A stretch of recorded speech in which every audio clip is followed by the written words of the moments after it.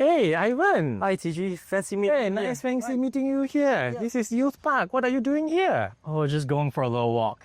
Yeah, I like the peace and serenity here, Yeah. So I just sit here and, sometimes I do enjoy this kind of peace and serenity. Okay. So what brings you here for a walk? Actually, I met up with my uncle a couple of days ago. And he used to be a Malaysian, but like 10 plus, 20 plus years ago, he got naturalized as a US citizen. Now he's looking to come back to Malaysia. So he asked me for some advice, but I really didn't know what to tell him. So now that I met you, can you maybe tell me more about this? Sure, why not? You see, Malaysia My Second Home is meant for foreigners, okay? And in our 20 years of experience in handling MM2H, there are no biasness towards the ex-Malaysian, and neither do they have any special privileges as an ex-Malaysian. Okay. So they are treated like a normal foreigner. So far we don't have in the last 20 years any issues or rejections just because they are ex-Malaysian. So you can tell your uncle that they don't have to worry about the biasness, but there are also no privileges. All right. Okay, since your uncle is asking about it and I have the time here, let me just explain certain things, specifically for ex-Malaysians. All right. Because we do have quite a lot of clients who are ex-Malaysians. Okay. From the US or from other countries as well? US, we do have Australia, we do have Singapore. We don't have any ex-Malaysian who are China citizens or Taiwanese, but we do have UK and Europe as well. Okay. So let me just go through this in a manner that you can tell your uncle easily so that he can understand. Now, why I say ex-Malaysian is a special class of people to me is because they were born and probably bred here. So this was their home before they called another country their home. And like most human beings, I would think so that as you grow older, you might want to come back to the place where you are born, Yeah, that's true. Thinking about the salmon, making a run back to the home, the place where they were spawned. So it is always natural that for them to think about when they are older, they want to come back. And this is where their relatives, their friends of the yesteryears are still around here. And the most importantly is that other than Singapore, other countries are cold during winter. Yep. And winter is definitely not a friend of the seniors. Yep. Okay. So yes, many from Western countries, the colder countries, they will want to come back here. Especially so for those whose spouse are foreigners and they are the wife, married to a foreigner, and if the foreign spouse passes away, they are alone there and they are not even from the country. So they kind of feel a little bit odd and they really want to come back home. So to me, these are a special class of people that we would definitely love to help them to come back home and probably spend the rest of the days here in Malaysia. Especially those who have a deceased spouse where they want to stay the rest of their life here. So I'm not sure about your uncle's status, but let me just begin with a few very important things. Now, for ex-Malaysians, since they know a lot about this place already, it's not like the foreigners outside where they have to come here and see whether they like it here or not. Yeah. These people, they may have relatives or, father, mother, if they're still around, or siblings around, So that is a natural fit. So we don't really need to do a lot of sales per se that, how good Malaysia is. The problem that we have is that some of the ex-Malaysians have a different kind of idea. Okay? So we usually ask them straight ahead, when they start to inquire. Do you have plans to stay in Malaysia long term or make Malaysia your primary home?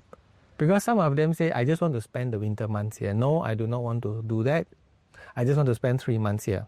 Now, the only thing that they have to think about is that it means that from now until the rest of their life, the last days of his life, he or she plans to stay only the winter months. Because in 2030, 2035, 2040, as they grow older, do they want to stay here longer term? If they want to stay here longer term in 2030, 2035 or 2040, If they apply the visa at that point of time, the requirements will be different. Oh, really? We do believe that over a period of time, the requirements will change. Okay. Because, there's always something called inflation, Today, a plate of char kway teow is like, what, 6 ringgit? Who knows, in 10 years' time, it may be 8 ringgit or 15 ringgit. We don't know. So, naturally, looking at this is that into the future, there's a very high chance that it will change for the worse. It means that it will be more expensive and more complicated and more difficult. But the good thing about MM2H is that once you have applied, the requirements for you to renew doesn't change at all. It doesn't impact you if they change the requirements. Oh, so if my uncle decides to apply now, that in, let's say, in 10 years' time, the MM2H requirement for new applications change, it won't affect my uncle? Correct. Okay. Yes, this is very important. That's the reason why we believe that PwC who changed this and improvised this program. I've never seen the report, but I do think that this is part of the plan, is that all along since 2002, requirements for MM2H are grandfathered. It means it doesn't change over time. It is fixed. Right. So it gives you peace of mind. So when we ask our clients, especially the ex-Malaysian, you have got to be very sure that when you say that you are not going to stay here long term, only 3 months, it has got to play into the future. Okay? Because we, over the last 20 years, have come across quite a number of people who change their mind after 10 years. But after 10 years, for example, like if he inquired in 2005, there was a big change in 2006. So he inquired in 2005, and 2015 he wanted to apply. The requirements have changed 3 times. Not 3 times, sorry, 3-fold increase. You will come to me, yeah, I should have applied earlier. Yes, you should. But we did tell you that you have to look far into the future. If you are financially strong, okay, of course, you are not financially strong, then I'm afraid MM2H doesn't help you. But if you are financially strong, even though you don't plan to stay now, but you think you will in future, then you go ahead and apply. This new MM2H, because of the benefits, for example, like no changes in requirement, and if you are married, even your wife is a foreigner or even ex-Malaysian, if our uncle passes away and his wife would like to continue to stay here, she can continue to be the main applicant. They will convert her from the spouse to be the main applicant. Okay. So it means that your uncle don't have to worry. He doesn't have to worry that, in the event of his passing, his wife has got to go back home to his home country. To her home country. See, these are the benefits given. However, for your uncle, you have to tell him very properly. If he really wants to stay here in Malaysia in his old days, especially if he's retired, then he has to think very far. Even there are some ex-Malaysians who are younger, 40 plus, 50 plus. They even apply when they are 40 or 50 years old. Why? Because the requirements doesn't change. And they have already made plans. And these are the people, usually they are from Singapore because it's very near. So they convert to become a Singaporean. They still have parents maybe in Johor, whatever it is. So they just apply. They may not use it now, but they will use it in future. And the requirements doesn't change for them. Okay? Yes, they do need to buy a property. But if you are an ex-Malaysian and you know this place very well, and if you're financially strong, why not buy one? Yeah? We have people who are very against, I do not know for whatever reason, buying a property. There are no property taxes here. As of now, there are no inheritance taxes here. So you can will it to your next generation, or you can even will it to your niece or nephew or whoever that you like, and let it be. See? So for your uncle's case, the first question you should ask is, do you really want to make Malaysia your retirement home? You don't wait until you are very old, then only you apply. Because at that point of time, I do not know what the conditions are. That's number one. Number two, property prices in Malaysia are not high. Okay, it's not astronomically high like in Tokyo or New York or whatever it is. So you can buy one. Yeah, you can say it as investment or not, it's up to you. But for me, MM2H, I tell my clients, it's an investment. It's an investment in your well-being. It's not making money, but it's in your well-being. Because you can stay here, like right now we are enjoying the peace and serenity. Perhaps you can try to do this in Central Park. Yes, it's good, but there's also a chance that you might be robbed or mugged, Yeah. I've heard a lot of stories about that as true. well. You see? So it's a different kind of thing. So let's say, for example, if he says that yes, since there are no biasness and no privilege, then he can apply.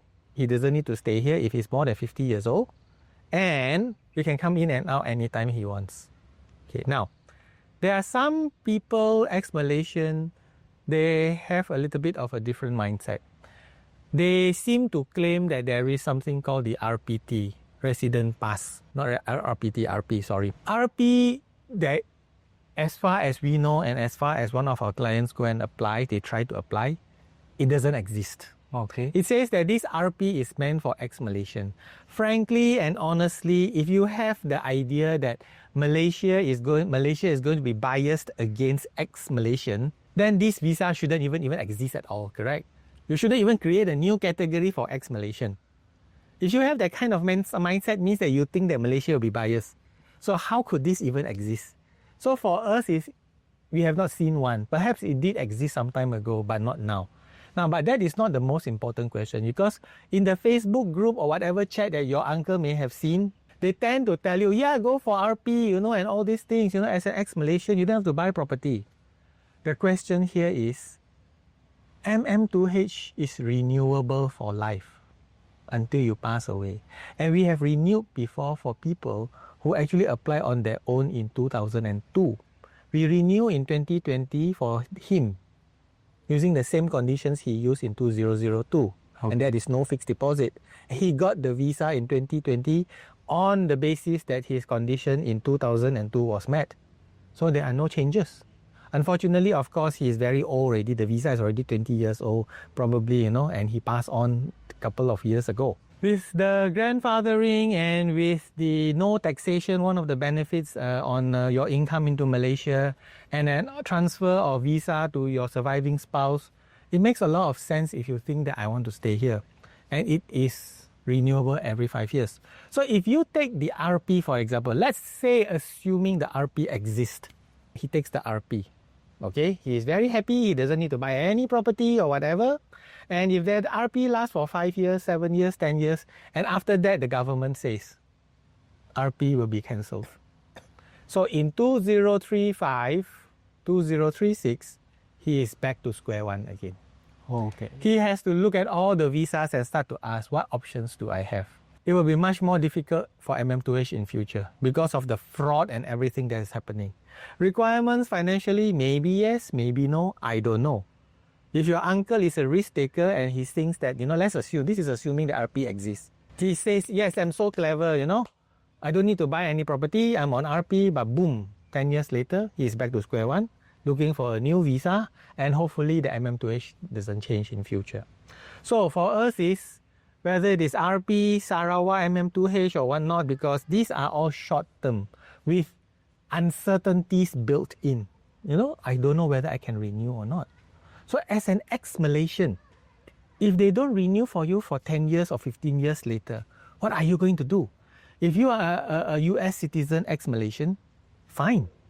Do you want to go back to US in 10 years, 15 years time? If you say no, where are you going to? If let's say you are an American or a French guy staying in US, comes over to Malaysia, and let's assume that after a short-term visa, maybe Sarawak, which is only valid for 10 years, then his visa got cancelled or, he couldn't renew it. Well, at least he can still go back to US or France, his home country. But for your uncle, he's an ex-Malaysian. Where would he want to go to? This is probably, or maybe the place that he wants to live until the rest of his life, because he was born here. So for ex-Malaysians, sometimes our company faces the problem of them thinking that, I would like to get a visa that is so easy, but bear in mind that it may not be the long term. So you are just buying a short-term, whatever you call it, short-term benefit, short-term pleasure, short-term whatever it is. Because you know why? After the period is up, you're going to be hit with the pain. Yeah.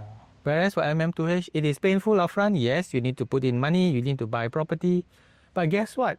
It is yours for life. You see? So the thing that you have to pass to your uncle is more of, is Malaysia going to be your home until the rest of your life? Even though you are working now and not coming back, and if you are above the age of 50, you don't need to stay here 90 days, yes, go ahead and buy a property. Big deal. you have the money, probably, buy a one cheap one in Penang, 600k, where the minimum state purchase price is 500k for MM2H holders. Buy one, meet the requirements, come in and stay 2028, 2030, and it's there. You see? So, it's good that you asked me, because I was also thinking about all this MM2H and the Ex-Malaysian. And yes, I'm trying to find a way to get a message to them. Don't look for the easy solution. Look for the solution that fits you. If you are financially strong, just buy a property. It can be a minimum property that you buy, or it can be the property that you choose to stay. And why you wait until the end? I have people who are ex-Malaysian who got the visa. For whatever family feud that they have arguments or whatever, one of them actually cancelled because he doesn't want to come and see the face. Okay. You know what happened? After cancellation, she regretted so badly. Why you want to be so emotional and cancel it? You are an ex-Malaysian. Malaysia still welcomes you back. Malaysia doesn't say that you cannot come back anymore. Yes, you come back as MM2H. You still stay here. Your friends and relatives are here. It's not like both of you are foreigners. If both of you are foreigners, you have a place to go back to, your home country. But your home country is Malaysia. It's just that you went off, you work, you change your citizenship. That's what they mean by, going back to the roots. Going back for the salmon to the spawning ground. It's a human thing. Yeah. Okay? I guess wherever you go, you always have that sense of you want to go back to where you came from. Correct. That's the place that you're familiar with. Yeah. You see, just an example. If you come from a very poor family and your house is very run down, you make a lot of money already. You go overseas and make a lot of money. Your parents still stay in this house. When you come back to this house, it is so much dirtier and less comfortable compared to your new home in another country. But because you were born and raised there, you will not feel that this place is dirty. Yeah. Correct? Because you were born there. You went through there, you lived there, you slept there, Yes, you may feel, a little bit dirty, but you know what? This is the place that I was born. It holds a lot of memories. Correct. Yeah. So at the end of the day, choose the visa that fits you. If you think that, no, I will definitely 3,000% not going to make Malaysia my primary home, then come in as a tourist. But if you have a chance that you might want to change and say that I'm going to stay in Malaysia longer term, then apply now. Why you wait until 2035 and then say, I should have done it earlier? Well, that shouldn't be an excuse because you are already financially strong. What's the problem of waiting? You're investing in your well-being. It's not a financial investment. It's always better to be a few years too earlier than 1 second too late. That's true. One interesting thing just to let you know is that the MM2H is a visa for them to stay. It is not a green card or PR or a path back to citizenship. Malaysia doesn't really have a path back for ex-Malaysian to become Malaysian again. Okay. Foreigners wanting to become Malaysian is very difficult. Okay. So, one of the best things for MM2H is that it states there very clearly that any income coming into Malaysia is not taxed. So Malaysia doesn't tax you for any income. I was just told recently that in Thailand they have a 3% or few percent tax on any remittance coming in. It is done, but I don't think they can fully enforce it, but yes, it is there. So it's a different thing. Malaysia states very clearly. So as long as your uncle settles the US taxation thing, Malaysia doesn't tax him. The only tax he has to pay is the sales tax for the things that he buy. There are no inheritance taxes. There are no capital gains tax for stock markets and all this investment. Of course, there are certain rules apply lah. And there's only a little bit of a real property gain tax. There are no property taxes here. So in other words, they already save a lot. And if your uncle is healthy, medical insurance in Malaysia is very good and cheap comparatively to all other countries. What your uncle pay in 1 month is what he pays here for 1 year. Oh, that's good to hear. Yes. And it really is very good for them. So I think your uncle should consider not at the immediate moment, because I do not know how old is your uncle. Even if your uncle says that, I want to retire in 20 years' time, you don't buy medical insurance when you need it. Because when you need it, you cannot buy anymore. You buy medical insurance when you don't need it. I wish all the best to your uncle. All right. And you can explain to him. If you have any questions, you can always contact me. Yeah, I'll relay whatever you told me today to him. And then give him my contact as well. Yeah, I'm sure you have a lot of questions. You can get the I'll contact. just have him contact you, but it'll be easier. Okay, All cool. right. Enjoy your... I'll head off first. Yes, All right, thank you. enjoy your walk. Thank you. You too. Okay, bye.